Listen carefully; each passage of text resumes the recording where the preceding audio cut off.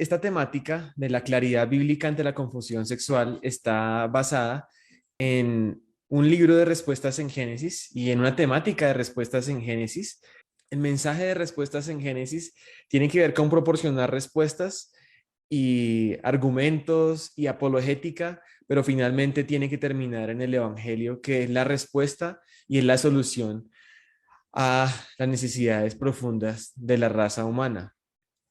Esta enseñanza que vamos a entrar a recorrer realmente es una enseñanza que se titulaba Una introducción a una respuesta a este tema. ¿Por qué una introducción? Porque realmente esta es una cantidad de contenido que el ministerio tiene, que está condensada en este libro, Autonomía Sexual en un Mundo Postmoderno, una respuesta bíblica, pastoral y apologética.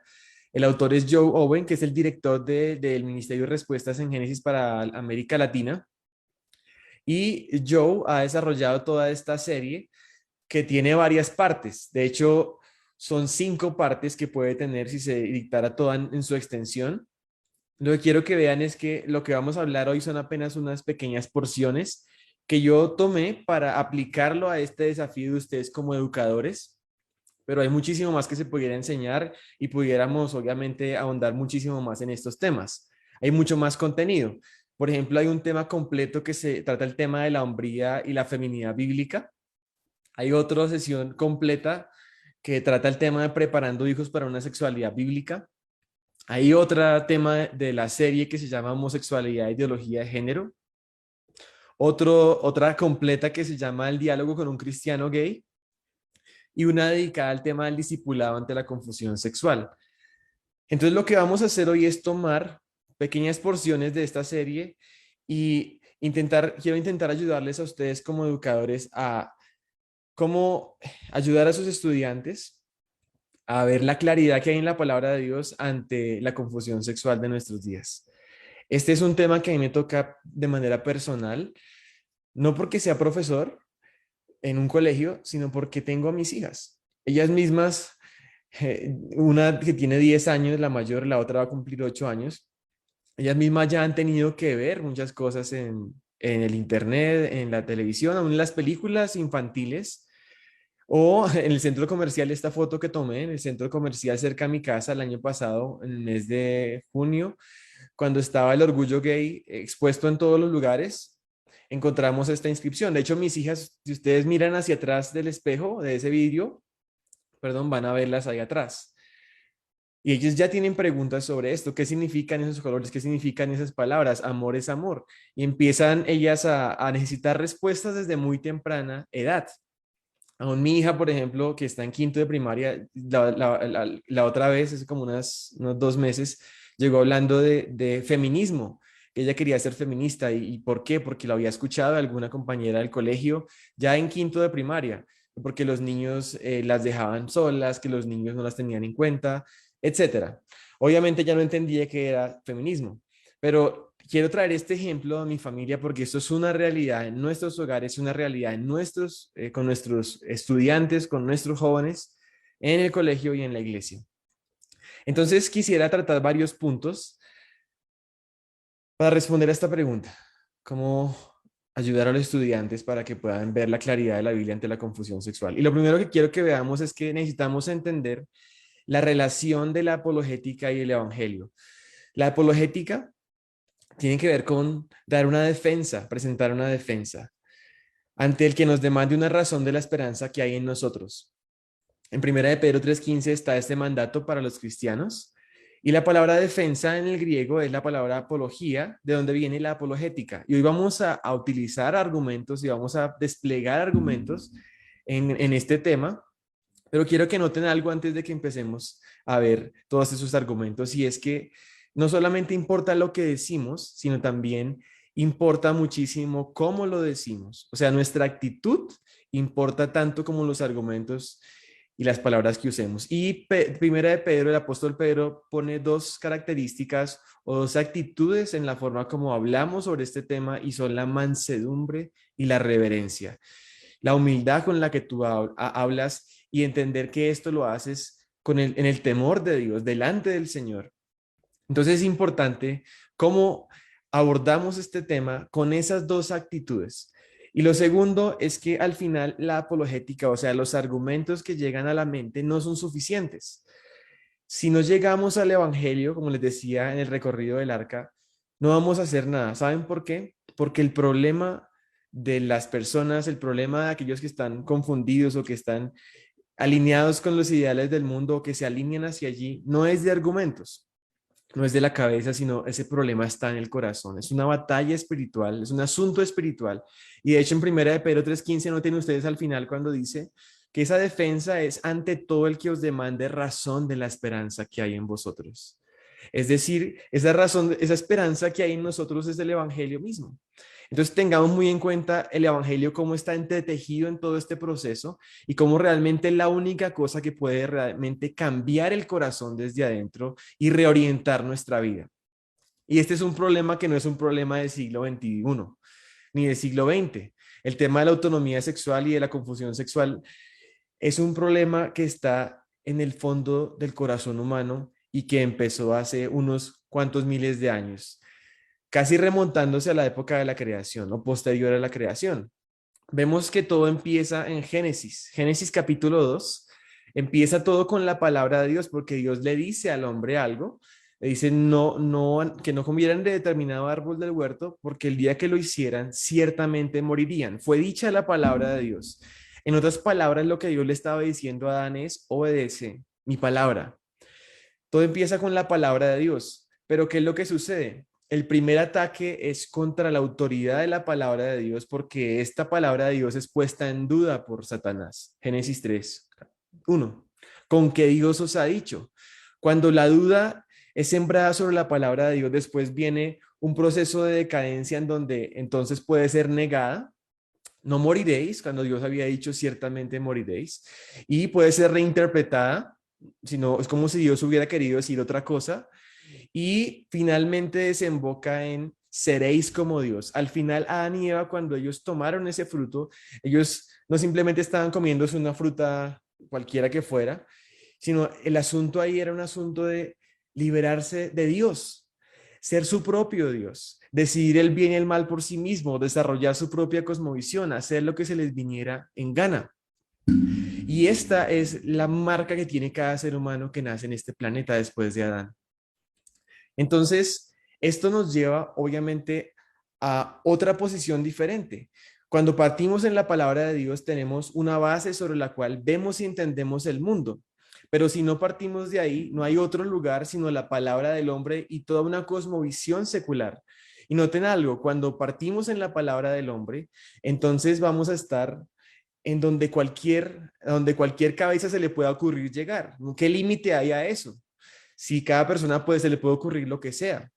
Y vamos a encontrarnos en una situación como la del jueces 21-25, en donde en esos días no había rey en Israel y cada uno hacía lo que bien le parecía. No es muy diferente la situación en el día de hoy. Uno podría describir que así es como funcionan las cosas en el siglo XXI, en el siglo XX. Cada cual hace lo que bien le parece. Entonces, si es así, si el punto de partida es la palabra del hombre, pues imagínense en dónde vamos a terminar en cuanto a lo que significa ser un humano, en cuanto a lo que significan los diferentes grupos humanos, las razas o el matrimonio, lo que signifique, lo que se le pueda ocurrir a cada persona, lo que es género, lo que es sexo, lo que es el valor de una vida. Entonces, aquí tenemos que entender algo muy importante y es que este debate de la autonomía sexual y de la confusión sexual al final es un asunto de cosmovisión. Al final es una cuestión de autoridad. O sea, si vamos a permitir que nos guíe la autonomía humana en todas sus formas o si vamos a dejar que nuestra guía sea la palabra de Dios. Por eso, en el fondo es un asunto espiritual. Segunda cosa, respondamos a los estudiantes de manera fundacional como lo hizo Jesús o fundacionalmente como lo hizo Jesús. Es decir, cuando el Señor se le pregunta por el matrimonio, por el divorcio, en este caso en Mateo 19, fíjense que Jesús, el Hijo de Dios, aquel por quien fueron creadas todas las cosas, él no se inventó una nueva fórmula, ni siquiera una nueva forma de decir por qué no debían divorciarse, por qué esa unión de hombre y mujer o de varón y hembra era algo tan profundo. Jesús, ¿qué hizo? El mismo Jesús dice que ¿No habéis leído que el que los hizo al principio, varón y hembra, los hizo? Y por esto el hombre dejará a su padre y se unirá a su mujer, y los dos serán una sola carne. El Señor está citando Génesis 1:27 y también citando Génesis 2:24 para dar respuesta a este interrogante de su época. Entonces, les animo a que podamos tomar la actitud de Jesús y quizás no empezar a intentar inventar lo que ya está inventado, sino cuando se levanten ese tipo de cuestionamientos, volver al origen, volver al orden de la creación para dar las respuestas. Y también quisiera que viéramos algo en cuanto al ejemplo y la actitud de Jesús. Jesús mismo, cuando se encarnó en Juan 1:14, dice que el verbo fue hecho carne y habitó entre nosotros y vimos su gloria, gloria como del unigénito del Padre, lleno de gracia y de verdad. Y quiero que noten esto, el Señor mismo en su identidad como nuestro Salvador y como nuestro ejemplo, Él estaba lleno de gracia y de verdad. Y aquí necesitamos mantener esas dos cosas unidas, la gracia y la verdad, cuando tratamos este tema. Noten que no puede ser gracia sin verdad, porque eso daría un error. O tampoco puede ser verdad sin gracia, porque eso atropellaría a todas las personas. Lleno de gracia y de verdad, ese es el ejemplo del Señor Jesús. O podríamos decir en otras palabras, el amor y la verdad van entrelazadas y juntas. No puede haber amor genuino si no hay verdad unida a eso, o viceversa. Entonces, ahí tenemos un ejemplo de cómo el Señor abordó fundacionalmente y de ahí vamos al siguiente punto, que es enseñar la verdad sobre la hombría y la feminidad. Quizás no tenemos que salir a ser reactivos, es decir, a atacar todas las perversidades que hay en nuestra época. A eso vamos a estar expuestos, a eso van a estar expuestos los estudiantes, pero necesitamos ser proactivos en enseñar la verdad sobre la hombría y la feminidad, que a propósito a veces no sabemos mucho sobre ese tema. Estamos peleando, defendiendo algo que de pronto ni siquiera tenemos claro qué es. Y para esto quisiera darles algunas ideas, apuntarlos en la dirección de cómo Génesis muestra la hombría y la feminidad verdaderas. Obviamente muy contrario a lo que este mundo enseña hoy en día. Pero miremos esto. Vemos que en Génesis el ser humano, el hombre y la mujer, fueron creados a la imagen de Dios. Y en la imagen de Dios, como portadores de la imagen de Dios, tenemos dos aspectos de la imagen de Dios, un aspecto estructural y un aspecto funcional. Vamos a mirar primero el aspecto estructural de la imagen de Dios. En Génesis capítulo 1.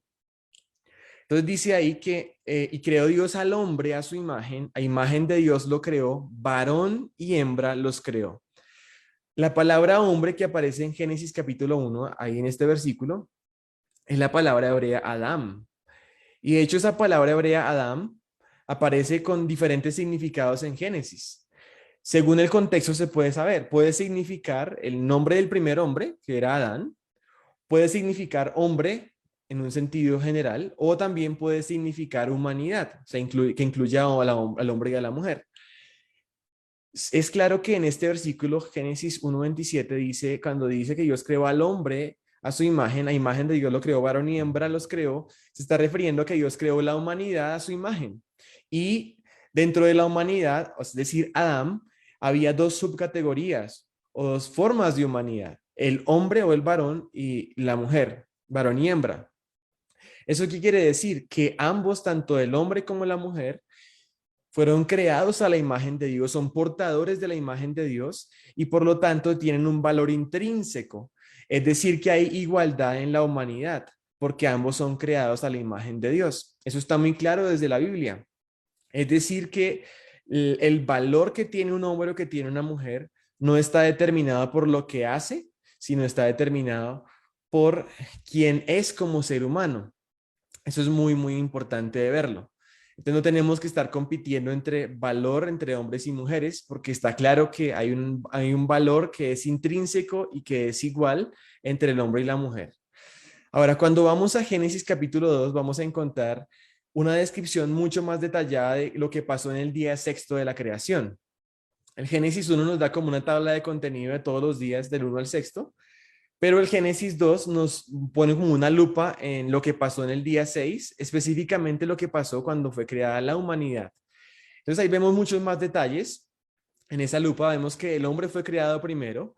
Además es interesante porque Pablo en el Nuevo Testamento, cuando habla de los roles de hombre y mujer en la familia o en la iglesia, hace referencia a ese hecho que parece insignificante, pero cuando uno mira Génesis 2 se encuentra una cantidad de cosas que sucedieron antes de que Dios creara a la mujer, o sea, cuando el hombre fue creado primero.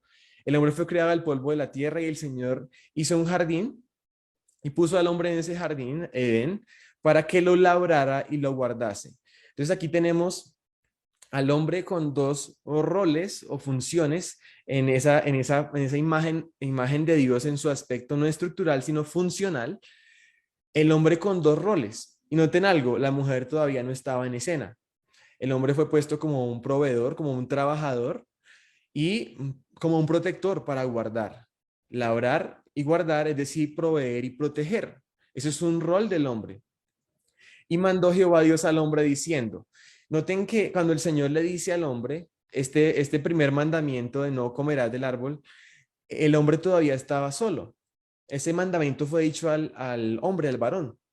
Quiere decir eso que uno de los roles que Dios dio por diseño al hombre en Génesis capítulo 2 era que él era quien escuchaba la palabra de Dios en este momento y era el responsable de transmitirla a su familia, a su esposa y a sus futuros hijos.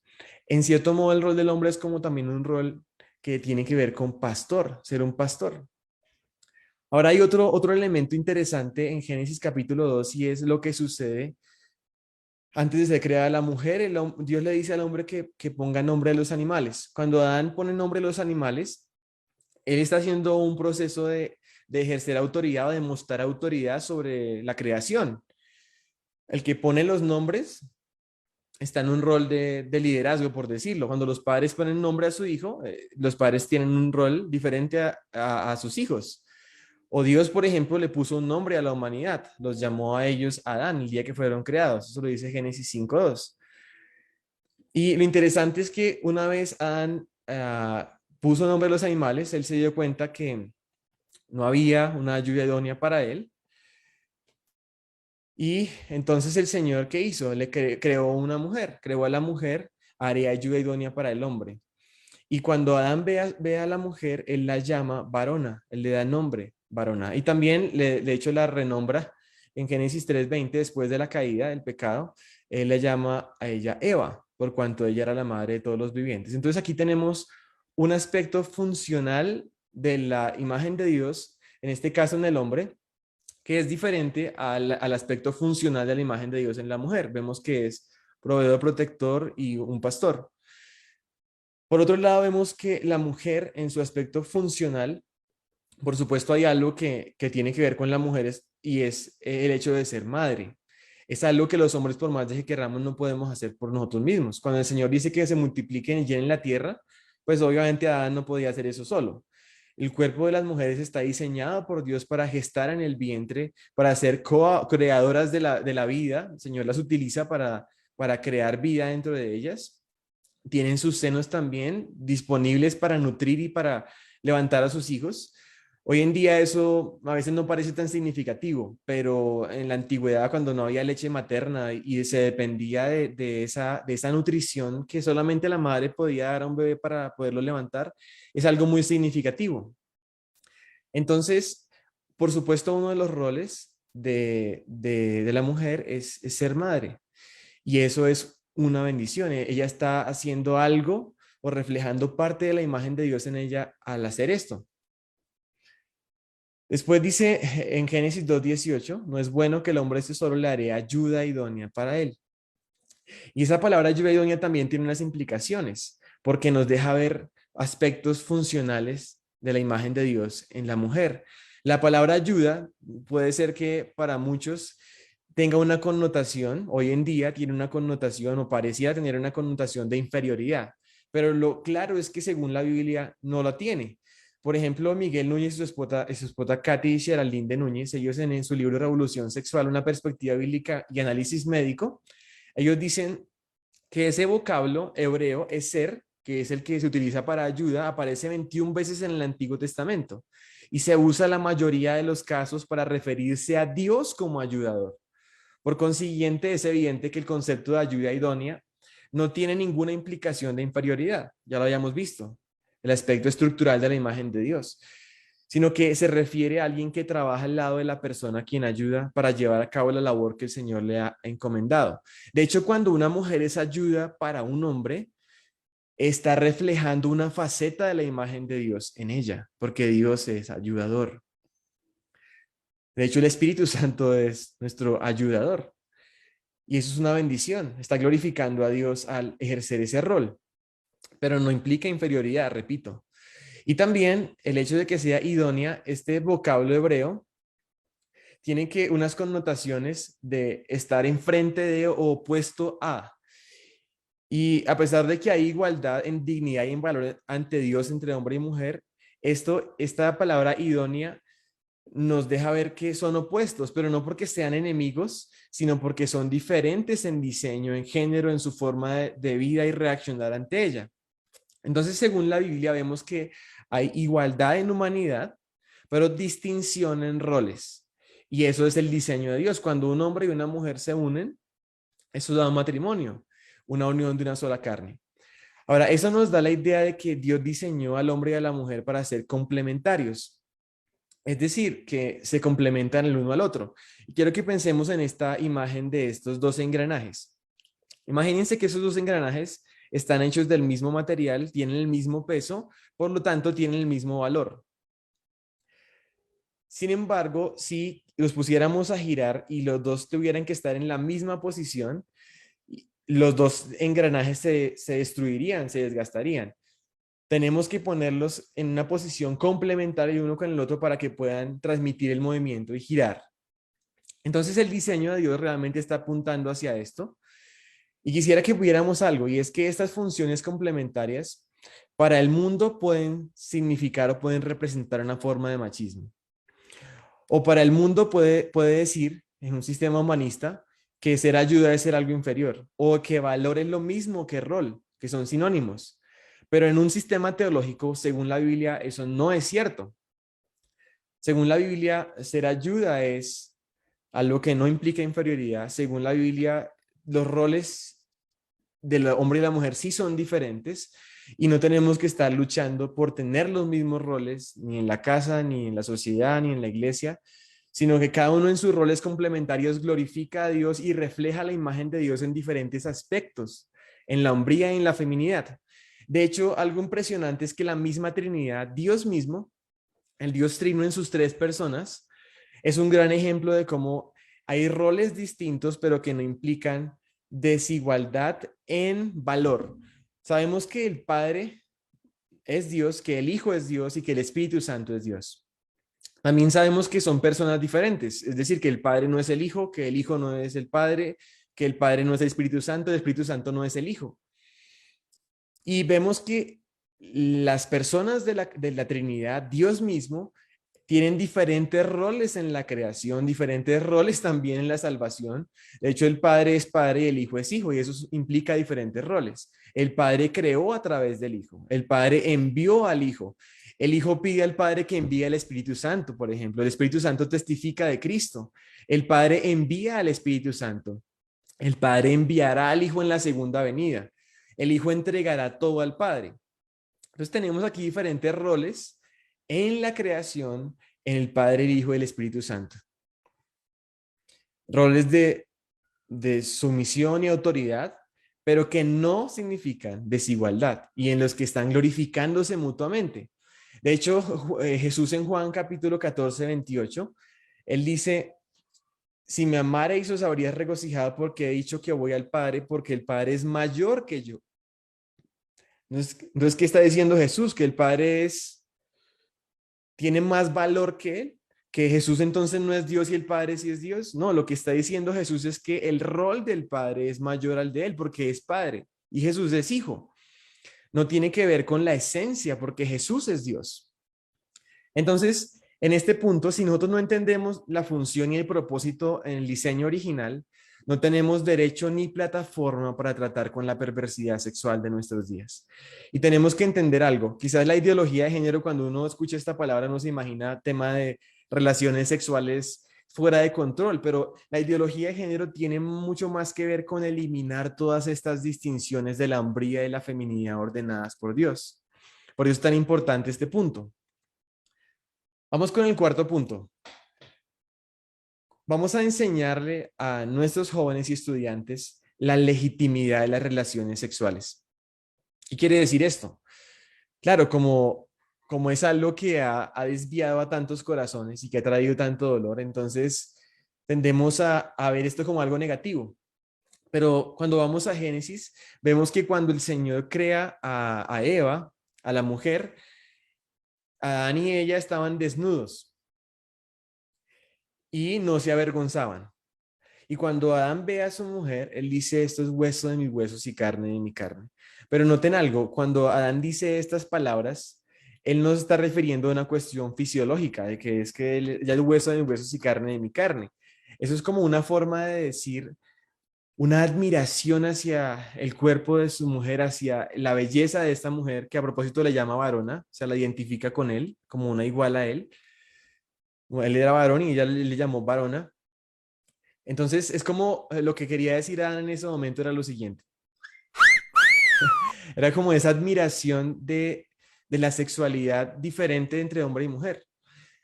De hecho, el Señor dice ahí en Génesis que el hombre dejará a su padre y a su madre y se unirá a su mujer y serán una sola carne. Y sabemos que cuando ahí la Biblia dice una sola carne, se está refiriendo específicamente a la unión sexual entre este hombre y esta mujer.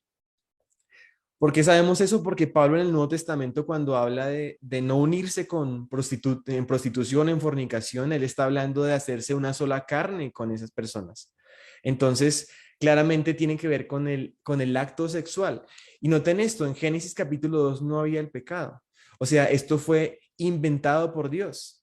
Esto fue creación e idea de Dios. De hecho, al final de los 6 días de creación, el Señor ve todo lo que había hecho y dice que aquí que era bueno en gran manera. Entonces, la sexualidad y el sexo era algo que era bueno y es bueno, de hecho, dentro del diseño de Dios. De hecho, en Mateo 19, volviendo al ejemplo del Señor Jesús, al final hay una frase que él dice, así que ya no son más dos, sino una sola carne, después de haber citado Génesis 1 y Génesis 2. Por tanto, lo que Dios juntó, no lo separe el hombre. ¿Qué quiere decir eso? Que esa unión que Dios juntó, que es de hecho una consumación en el matrimonio, que tiene que ver con la sexualidad, es algo bueno, porque Dios unió eso. Eso es importante de verlo, porque la sexualidad es una bendición vivida dentro del diseño de Dios, que es el matrimonio, como está diciendo el Señor Jesús aquí, entre un varón y una hembra que el Señor unió y que se unen. Quinto, vamos ahora con el argumento nacido gay. Y aquí vamos a ver un poquito, unos pequeñas pizcas de apologética de este tema. Y es que hace algunos años era popular escuchar, quizás una década, 2 décadas, esa idea de nacido gay, como si la ciencia ya hubiera encontrado, de alguna forma, a través de estudios, que la homosexualidad se basaba en anatomía, fisiología o genética. Y quiero que vean algo, de pronto ustedes ya lo han notado, y es que ese argumento ya casi no se escucha. Casi no se usa ese argumento porque es un argumento fracasado, pero vale la pena traerlo a mención, porque no es un argumento científico, de hecho. Se intentó vender esa idea, pero los estudios han demostrado que no hay ninguna correlación biológica o fisiológica o genética. Aquí no voy a entrar en detalles en cada uno de esos estudios. Algunos tienen que ver con el hipotálamo, otros tienen que ver con ciertos cromosomas, pero al final son estudios que no son conclusivos. De hecho, quisiera citar a Alan Sanders, que es uno de los estudios del año 2017, como él mismo da las conclusiones de su estudio. Él dice, por otra parte, el estudio de las dos regiones principales asociadas a estos genes más cercanos en los cromosomas 13 y 14 pueden servir como ejemplo por sus interesantes y reveladoras características, pero aún en el mejor de los casos, estas conexiones potenciales solo se pueden caracterizar como especulación. O, por ejemplo, en el caso del estudio de gemelos, dice, los estudios hechos en gemelos, orden de nacimiento, grupos familiares y genes sexuales tienen causas que han sido biológicamente apoyadas, tales como la vulnerabilidad prenatal a hormonas sexuales y factores genéticos, Por estudios, esos estudios son escasos y los resultados a veces son inconsistentes. Por esta razón, dos estudios de revisión sobre la orientación sexual y el transexualismo sugieren que hasta el momento no se ha observado una relación genética clara y distinta con el transexualismo y la orientación sexual.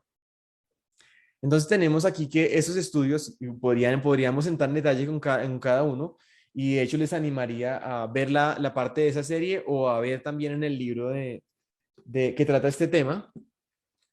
Y estamos claros de que no hay evidencia científica para la idea de nacido gay. Y precisamente como esta idea de nacido gay no funcionó, entonces venimos a nuestro siguiente punto, y es entender que la ideología de género, que es lo que más fuerza ha tomado recientemente, es más bien como un plan B. Como no funcionó la idea de nacido gay, entonces es como otra ruta, y de hecho contradice la idea de nacido gay, porque al final no tiene que ver con la biología, sino tiene que ver completamente es con la ideología. Ahora, para poder entender lo que es la ideología de género, quisiera que pensáramos en lo que es el sexo y lo que es el género. Según la ciencia y según la Biblia, género es lo mismo que sexo. Y eso está determinado por unos cromosomas. Nosotros tenemos una cantidad de pares de cromosomas y hay un último par de cromosomas, el par 23, que son los cromosomas sexuales.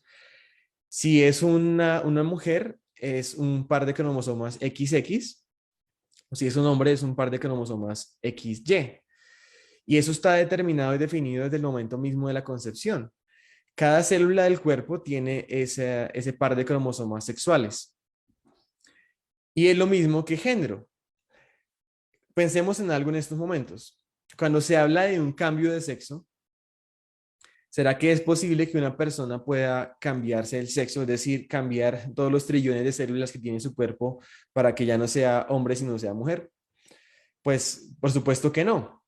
Es imposible el cambio de sexo.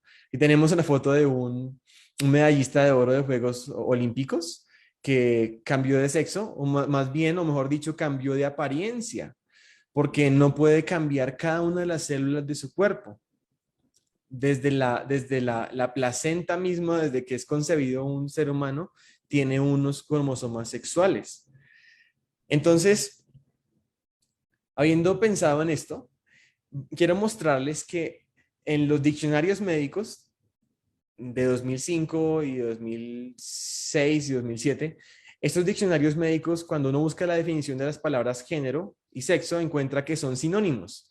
Mira lo que dice el diccionario Tavers en cuanto a género. Dice el sexo de una persona, hombre o mujer. O si uno busca la palabra sexo, encuentra la característica que distingue la mayoría de las plantas y animales como macho y hembra. Dos, género. O sea, son sinónimos. Cuando uno va a otro diccionario médico, Stedman, año 2006, miramos la definición de género y dice basado en su sexo. Y mire lo que dice, compare con sexo. Y cuando vamos a buscar sexo, dice que es la característica y cualidad biológica que distingue a hombres y mujeres. Y al final, mire lo que dice, género. Es decir, que estas son sinónimos. Pero cuando uno empieza a ver publicaciones médicas más recientes, miren ahora año 2017, ya empezamos a hablar en otros términos y encontramos una serie de reconstruccionismo de términos. Miren lo que dice esta publicación científica de Stanford. Ellos dicen, el sexo es una característica biológica determinada específicamente por los cromosomas sexuales. La gente tiene un sexo, los animales tienen un sexo, todo tejido, incluido la placenta del bebé, tiene un sexo, hasta las células individuales tienen un sexo. Por otro lado, el género es definido a nivel personal, social y cultural. Si ven esa diferenciación de términos, abarca cómo se ven ellos mismos, o sea, identidad de género, cómo otros los perciben y cómo esperan que se comporten, o sea, las normas del género, e interactúan con otros, o sea, las relaciones de género. Entonces, aquí viene la ideología de género, que es tomar estos dos sinónimos, diferenciarlos, uno como algo biológico y el otro como una construcción social. Y entonces aquí tenemos la ideología de género y se las presento. Para poder entender más la ideología de género, de hecho, la educación de ideología de género ha utilizado ciertos animales, en este caso el unicornio de género, el elefante del género, Pero quisiera que pudiéramos ver algunos detalles de la ideología de género. Cómo reconoce un sexo asignado al nacer, que es genético, pero hay otra serie de elementos, una identidad del género, una expresión del género, sentirse físicamente atraído a, o sea, una orientación sexual del género o emocionalmente atraído a otra cosa. Son demasiados elementos. Si uno toma en cuenta esto, uno podría, técnicamente una persona podría ser un varón biológicamente, pero identificarse como una mujer, por expresarse como otra cosa, sentirse físicamente atraído a un hombre, pero emocionalmente atraído a las mujeres. Y esto, la verdad, es bastante confuso. Por eso es que este tema se llama la claridad bíblica ante la confusión sexual. Para mencionarles algunos de los géneros que pudieran existir. En esta página de sitio web, en 2019 mencionan 112 géneros, una lista de 102. Y podríamos, si siguen pasando los años, imagínense la cantidad de géneros que pueden aparecer. Miremos algunos, por ejemplo, Ambonek, que se identifica como mujer y hombre, pero ninguno a la vez. O con su género, un género en el cual se sabe lo que no es, pero no lo que es. El género se está escondiendo dentro de ti. El iogénero, un género que es cálido y ardiente. Hidrogénero, un género que comparte sus características con el agua. Perigénero, se identifica con un género, pero no es un género. Veragénero, un género que cambia al momento que es identificado. Y aquí realmente la idea no es como mofarse del asunto, sino más bien que podamos ver cómo es de complejo este sistema y esta ideología y cómo realmente necesitamos ayudar a las personas a entender la verdad y la simplicidad también que hay en la verdad, lo liberadora que es la verdad. Y estamos de nuevo en esta situación. Cada cual hacía lo que bien le parecía. Vamos a terminar en cualquier lugar. Ahora, hay algo importante acá y es que nosotros al final no vamos a poder cambiar la dirección y el curso hacia el que este mundo se dirige. De hecho, el Señor no va a regresar cuando Él regrese para traer la consumación de la historia.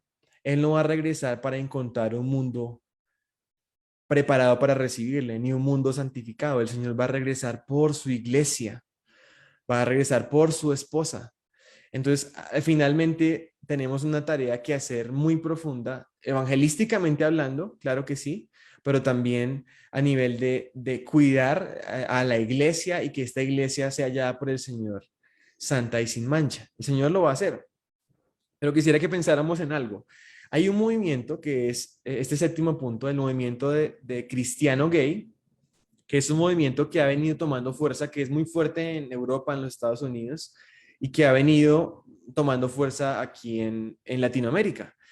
Este movimiento es un movimiento de cristiano gay, es decir, que utilizan la Biblia personas para aprobar las relaciones de amor bajo el matrimonio homosexuales entre personas del mismo sexo. O sea que hay iglesias gay, hay pastores y ministros gay, hay apologistas y teólogos que tienen argumentos bíblicos. Y tengan por seguro algo, que si hay algún joven luchando en este tema con su confusión sexual y que está en la iglesia o aún está en el colegio y que es cristiano, él probablemente ya está buscando alguna salida que le permita ser cristiano y también gay. Ya habría probablemente buscado información en internet y habría visto alguna información. Entonces, es importante estar conscientes de esto y responder a argumentos. Por supuesto que hay muchos argumentos que responder, hay mucho que decir sobre este tema, hay toda una charla de una hora entera hablando solamente del tema cristiano gay, pero hoy quiero tomar algunos de esos elementos de los argumentos de cristiano gay para que podamos tener algunos de los más claves en la mente. Uno de los argumentos o de las justificaciones que se encuentra es que Jesús nunca habló en contra del matrimonio gay. Y si fuera algo tan malo, entonces ¿por qué Jesús no lo menciona? Y aquí hay un problema de anacronismo. Un anacronismo es cuando tomamos un elemento, una cosa o una palabra, un término que está fuera de la época a la que corresponde. Por supuesto, en la época de Jesús no existía el matrimonio gay, entonces por lo tanto, no va a parecer que el Señor se refiriera siquiera a eso. Existían otro tipo de problemas y el Señor se refiere a esos otros problemas. Además, pensemos en algo. ¿Será que Jesús tendría que hacer una lista de todas las prohibiciones que existieran, todas las posibles variables de un hombre con un hombre, una mujer con una mujer, un hombre con dos mujeres, tres mujeres y un hombre con un animal, etcétera? No tenía que mencionar toda esa cantidad de posibilidades, pero el Señor de alguna forma sí menciona que el matrimonio, por definición, no puede ser gay. En Mateo 19, volviendo a este pasaje que hemos mencionado ya 3 veces, el Señor está hablando de varón y hembra que Dios creó, y el hombre dejará a su padre y a su madre y se unirá a su mujer y los dos serán una sola carne. Así que ya no son más dos, sino una sola carne, y por tanto, lo que Dios juntó, no lo separe el hombre. ¿Qué quiere decir esto? Que cualquier otra unión no la juntó Dios. Cualquier otra unión que no sea entre un varón y una mujer no es un matrimonio. Por más de que la Corte Constitucional pueda llegar a decirlo, por más de que las leyes puedan llegar a cambiarse, finalmente el matrimonio no lo define ni lo crea en sus entidades, sino eso está creado por Dios. Jesús no habló, por ejemplo, de la violación, y no significa que Jesús apruebe la violación. Aquí tenemos esta referencia. Además, también es cierto que cuando vamos a hablar de lo que Jesús dijo, no tenemos que pensar solamente en el Nuevo Testamento, ni siquiera solamente en las palabras que están en rojo en nuestros Nuevos Testamentos, que fue lo que dijo Jesús, sino que tenemos que entender que Jesús es Dios. Jesús, de hecho, es la palabra activa de Dios, y cuando Dios se ha revelado en sus profetas y ahora nos ha hablado por su Hijo, esa es una revelación que es continua y progresiva. O sea, no hay un divorcio. Si en el Antiguo Testamento hay prohibiciones sobre la unión homosexual, entonces es porque Jesús también está diciendo esas cosas. Pero bueno, pasemos a otro de los argumentos. Uno de esos argumentos es que Dios nos dio el matrimonio para estar felices, y yo solo estoy feliz con el mismo sexo. Y quiero que pensemos en algo los que estamos casados. Ustedes mujeres y ustedes hombres que están casados, sean sinceros conmigo. ¿El matrimonio de ustedes es la fuente de su felicidad? Y tenemos que entender algo, aún los que no se han casado, si es que tienen la esperanza de que el matrimonio es lo que los va a hacer felices, pues van a estrellarse contra el mundo y van a ser miserables toda su vida. Porque nosotros fuimos diseñados por Dios para hallar nuestra satisfacción completa es en Dios. Para hallar nuestra satisfacción completa en el Señor a través de Jesucristo. Ningún corazón humano puede saciar y satisfacer nuestra vida. Todas esas personas van a ser cisternas rotas, van a ser aquellas de las que vamos a beber y vamos a volver a tener sed. Solamente el Señor es aquel que puede darnos algo que no volvemos a tener sed jamás. Entonces el gozo y la felicidad se encuentra solamente en Cristo, y eso rebosa en el corazón y en la vida de una persona y en el matrimonio de dos personas cristianas. Y podemos ser felices en el matrimonio no por ella o por él, sino porque el gozo del Señor rebosa entre nosotros. Y hasta que no aprendamos esto, pues no vamos a ser felices nosotros mismos, no vamos a encontrar el gozo verdadero. Y segundo, pues no vamos a poder también orientar a nuestros jóvenes en este sentido. El matrimonio esencialmente no es para hacerte feliz. O sea, no fue diseñado para eso. Entonces, ¿para qué fue diseñado el matrimonio? De hecho, cuando volvemos a Génesis, cuando el apóstol Pablo en Efesios 5:31 habla de esa unión, está citando Génesis 2, de una sola carne entre un hombre y una mujer, él dice, grande es este misterio, pero no es misterio respecto a cómo un hombre y una mujer se unen en una sola carne, sino cómo eso representa la unión entre Cristo y la iglesia. Mira, dice, mas yo digo esto respecto de Cristo y de la iglesia. Es decir, que ya había una emulación del Evangelio desde Génesis capítulo 2. Es decir, que esa unión entre un hombre y una mujer es un reflejo del amor de Cristo por la iglesia. La procreación puede ser una porción o algo del propósito del matrimonio, pero no es el principal. Imagínense una pareja que no puede tener hijos. Entonces, ¿no tienen un matrimonio bíblico? No, no es así. Si esta pareja refleja la unión de Cristo y la iglesia, refleja el evangelio, entonces es un matrimonio completamente bíblico que está proyectando a este mundo perdido la manera en que Cristo ama a la iglesia. Pensemos en esto, consideremos nuestra vida en Cristo. Nosotros como la novia de Cristo, como su iglesia, quizás rebeldes, despreocupados, flojos, infieles, caprichosos, pero ¿cómo responde Cristo? No abandonándonos, no rompiendo el pacto con nosotros, sino buscándonos, atrayéndonos con su amor y persiguiéndonos. Y el Señor ha perseguido y ha tenido a su iglesia por siglos, persiguiendo a su novia. Así que en nuestro matrimonio olvidémonos de esa lista de cosas contra nuestro esposo, nuestra esposa, y reflejemos esto. Ahora, aplicando este concepto bíblico a la relación entre una unión heterorrelacional entre un varón y una mujer que representa a Cristo y a la iglesia, entonces vemos que eso representa el evangelio. Cualquier otra unión que sea A con A, o sea, hombre con hombre o mujer con mujer, representaría una unión de Cristo con Cristo. Y eso sería una herejía, teológicamente hablando. O sea, un matrimonio de dos hombres cristianos gays, un matrimonio gay realmente es una herejía ante el mundo porque no representa el evangelio, representaría una cosa muy extraña. O de B con B, dos mujeres, iglesia con iglesia, la salvación por las obras. O Cristo con Cristo, una cuestión, un deísmo, un sistema teológico en donde Dios está con Dios y no le interesa su creación ni su iglesia. Pues aquí tenemos una razón muy profunda teológica, si estamos hablando del tema de un cristiano gay.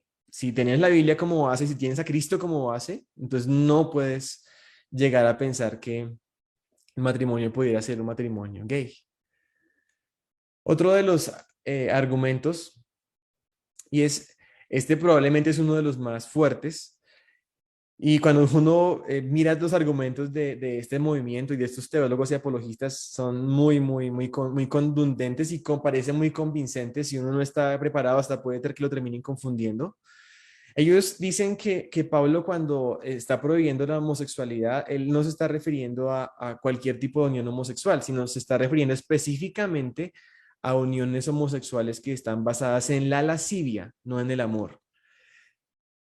Básicamente, cuando Pablo está mencionando no sé, que no se unirán dos hombres, tiene que ver no con dos hombres que se aman y que tienen una relación monógama, o sea, que son fieles el uno al otro, sino que se refiere a cuando un hombre va a los prostitutos del templo o cuando un hombre toma a niños, que eso era en la antigüedad o en la época del Nuevo Testamento era común, como la pedofilia o también cuando un persona en autoridad, una forma de subyugar al que estaba bajo su autoridad era también de manera sexual y hombres con hombres. Entonces, el argumento aquí es como que estos actos de ese momento son los que Pablo está prohibiendo, pero no una unión de amor entre dos hombres.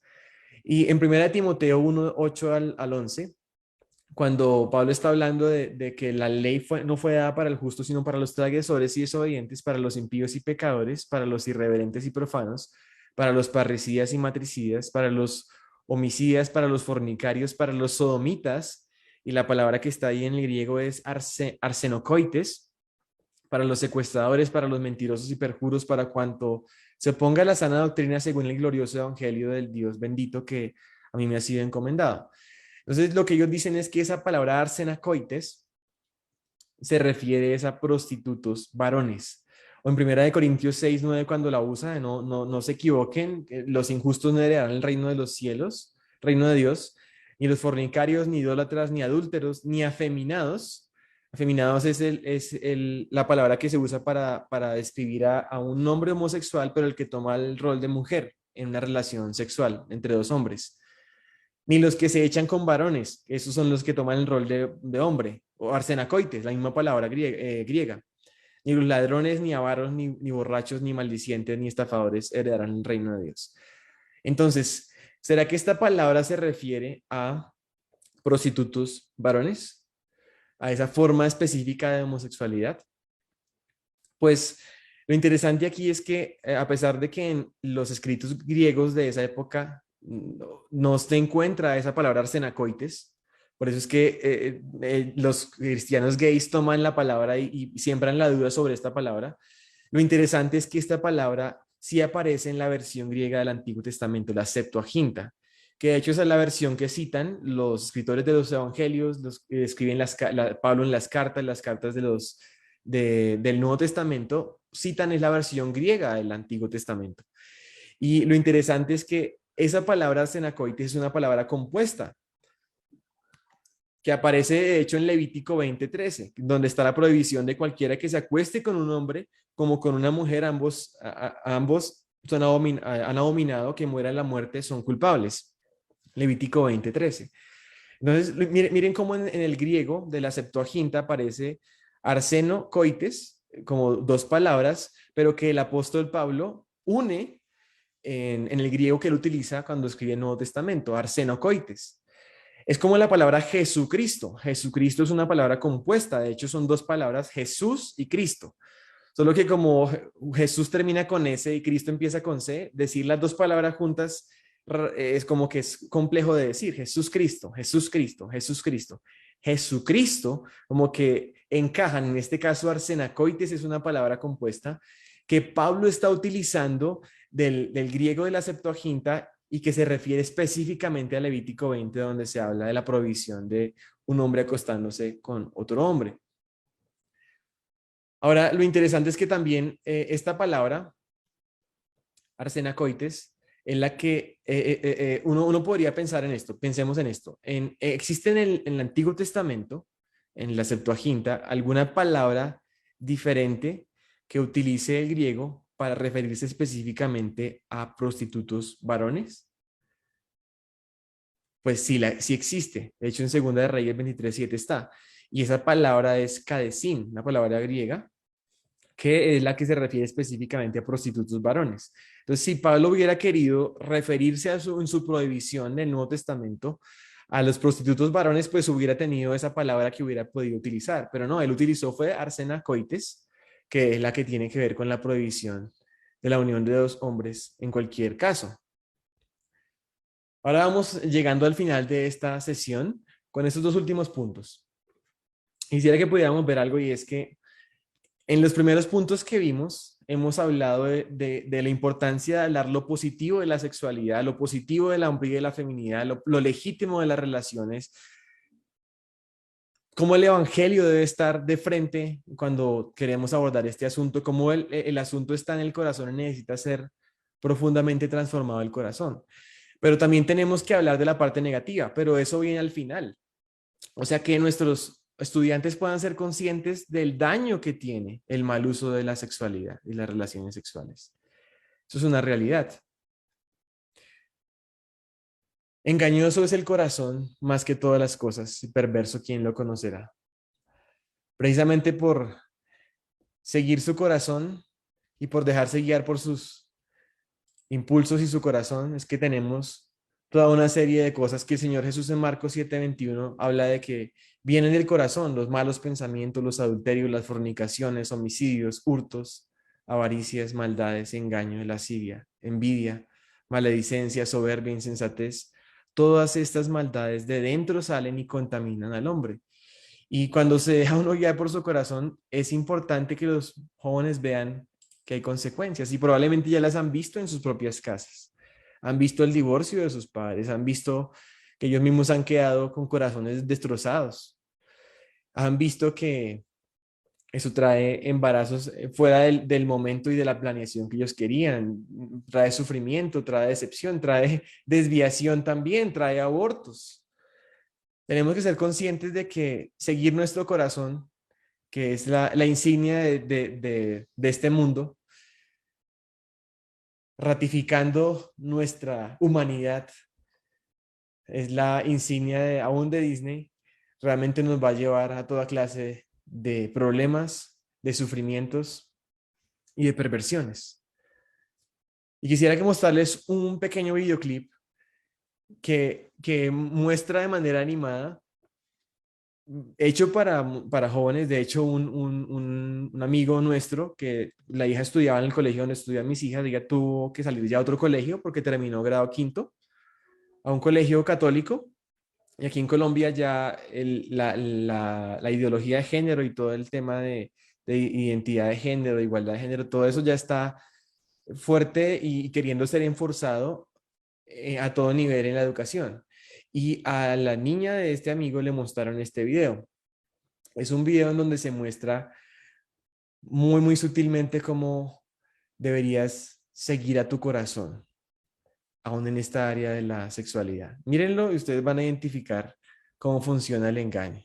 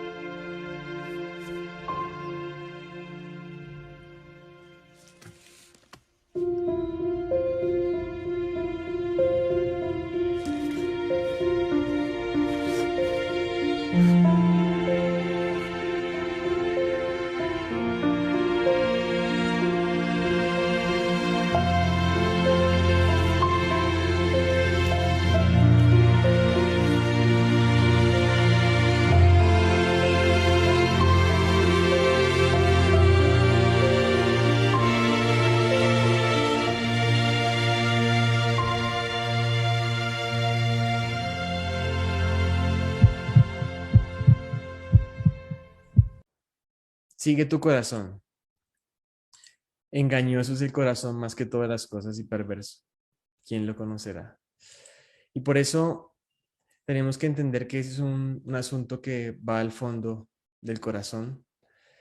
De hecho, es un asunto que el Señor nos está llamando en el Evangelio para transformar nuestra vida. De hecho, en 1 Corintios 6:9, cuando uno lee el apóstol Pablo, cuando él menciona esta lista de pecados, tenemos que ver algo y es que la homosexualidad siempre está junta o alrededor de muchos otros pecados. ¿Eso qué quiere decir? Que no es un pecado fuera de lo común. O sea, es un pecado que es un pecado. Y quizás uno de los errores que cometen las personas que están luchando con esto, aún que están dentro de la iglesia, ellos sienten como si fueran los únicos que estuvieran luchando con esto, como si fueran las únicas personas y nadie los entiende. Pero hay que entender que el Evangelio transforma a los pecadores, a todos los pecadores, en sus diferentes versiones de pecado. Y dice ahí Pablo en Primera de Corintios que no se equivoquen, no erréis, ¿no? Los injustos no heredarán el reino de Dios. Y ahí está la lista de pecados. Están los afeminados, los que se echan con varones, ladrones, avaros, borrachos, maldicientes, ni estafadores heredarán el reino de Dios. Pero mire lo que dice en el siguiente versículo, el versículo 11, y esto erais algunos en pasado. O sea, quiere decir que dentro de los corintios había algunos que antes eran afeminados y se echaban con varones, pero ya han sido lavados, pero ya han sido santificados, ya han sido justificados en el nombre del Señor Jesús y por el Espíritu de nuestro Dios. Así que hay esperanza en el Evangelio para cambiar el corazón, para reorientar nuestros impulsos, para, en lugar de apoyarnos en nuestra propia prudencia, más bien confiar en el Señor con todo nuestro corazón y Él allanará nuestros caminos. Entonces, el Evangelio realmente al final es la solución que necesita cada persona, cada ser humano, cada uno de nosotros.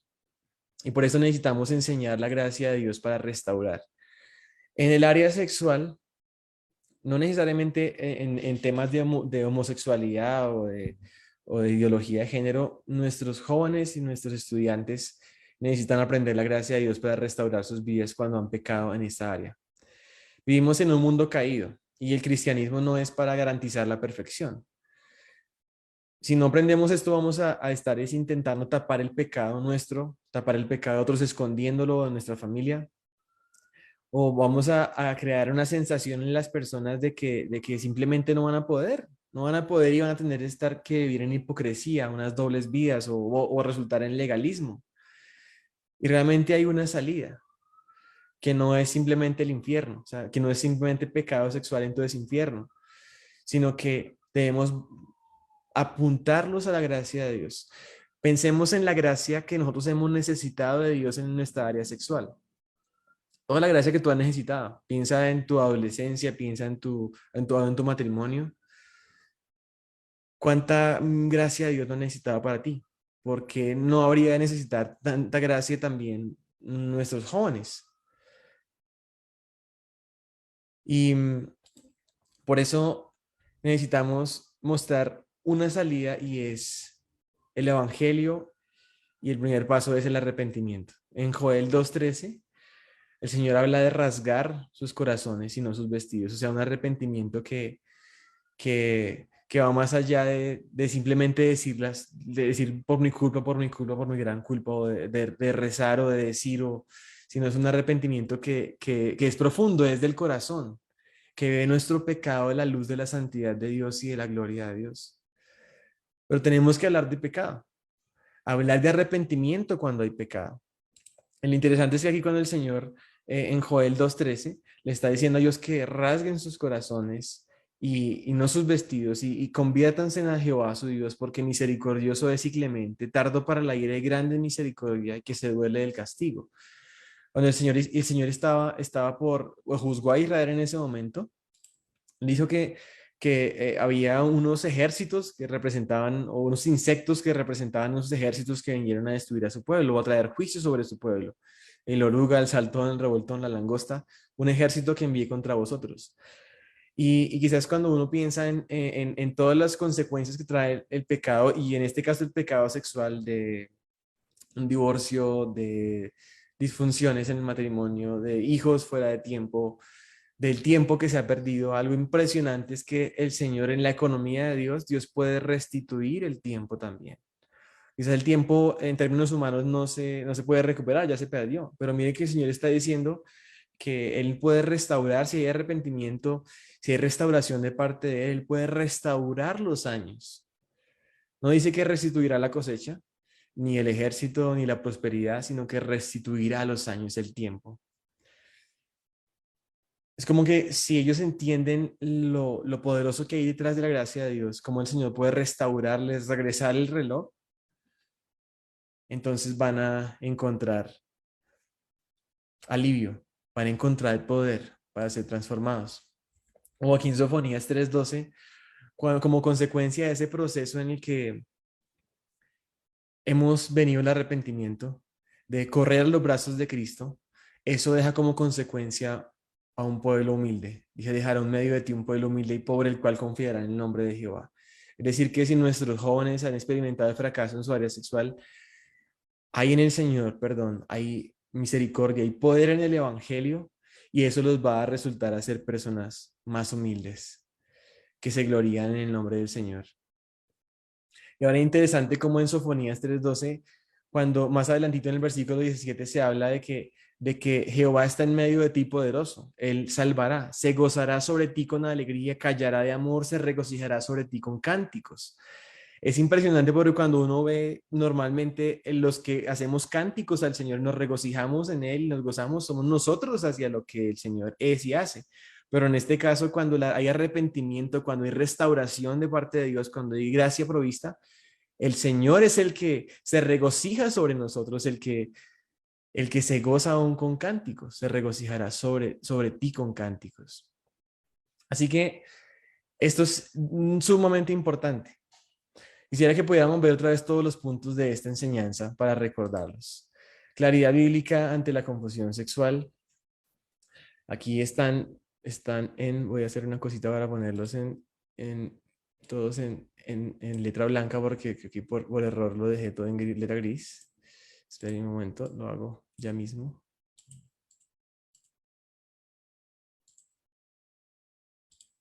Sí. Ahí está. Entonces tenemos primero, entiende la relación de la apologética y el evangelio. Segundo, responde fundacionalmente como lo hizo Jesús. Tercero, enseña la verdad sobre la hombría y la feminidad. Cuarto, enseña la legitimidad de las relaciones sexuales. Quinto, el argumento nacido gay no es un argumento científico. Sexto, entiende que la ideología de género es más bien un plan B y contradice la idea de nacido gay. 7, responde al movimiento cristiano gay. 8, enseña el daño del mal uso de la sexualidad. Y 9, enseña la gracia de Dios para restaurar. Cuando miramos todo esto es una pequeña pizca de esta serie que les comenté que tiene 5 sesiones: la teología de la hombría y la feminidad bíblica, preparando hijos para una presente y futura sexualidad bíblica, homosexualidad e ideología de género, diálogo con un cristiano gay, discipulando ante la confusión sexual.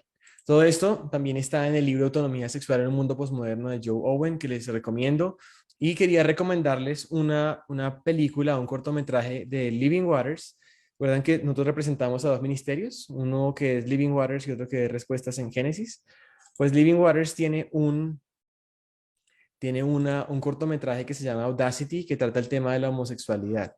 Y Audacity utiliza una historia y es muy bueno para mostrar a los estudiantes también y para ayudarles a ver la esperanza del evangelio ante este tema. Quisiera mostrarles el tráiler. No quiero ofenderte, pero tengo una hermana que es homosexual. Y no tienes idea por lo que ha pasado, por gente que le está diciendo que se irá al infierno.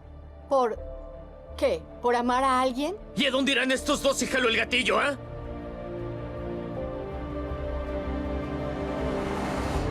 Y entonces, ¿por qué la palabra homosexualidad no había estado en la Biblia hasta hace unas décadas? Y si la homosexualidad es semejante a abominación, entonces, ¿por qué se usa la palabra abominación para describir el comer mariscos? Y si Dios es amor, entonces, ¿por qué hay tantos?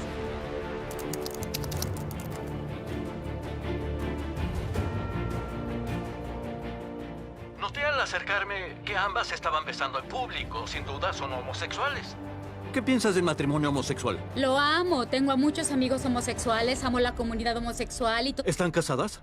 No lo estamos, ¿Piensan pero... casarse? Sí. todos deberían poder amar a quien quieran amar, sin importar si amas a un hombre o a una mujer. ¿A quién le importa? Matrimonio homosexual, deberían poder hacer lo que quieran. Amor es amor, ¿a quién le importa a quién ames? Todos deberían ser libres de casarse con quien quieran. Lo amo, tengo a muchos amigos homosexuales. Entonces, ¿qué piensa Dios de la homosexualidad? Es una pregunta estúpida. Creo que él no debería entrometerse. Tengo muchos amigos homosexuales que van a la iglesia todos los domingos. Son homosexuales y creen en Dios. ¿Irán al infierno por ser homosexuales? ¿Así nacen las personas? Eso me parece, así nací. ¿Crees que la gente nace homosexual? Así nacen. ¿Estás seguro? ¿No te atraen los hombres? No. No, nunca. Desde el día en que nací. ¿Siempre has tenido tendencias homosexuales? Siempre.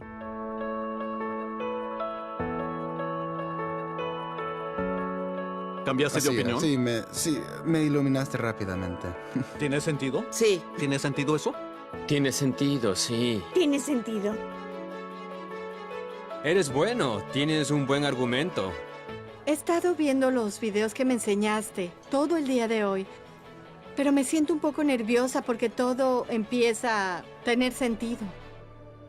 Lo tiene. Tengo una pregunta para ti. ¿Notaste que soy lesbiana?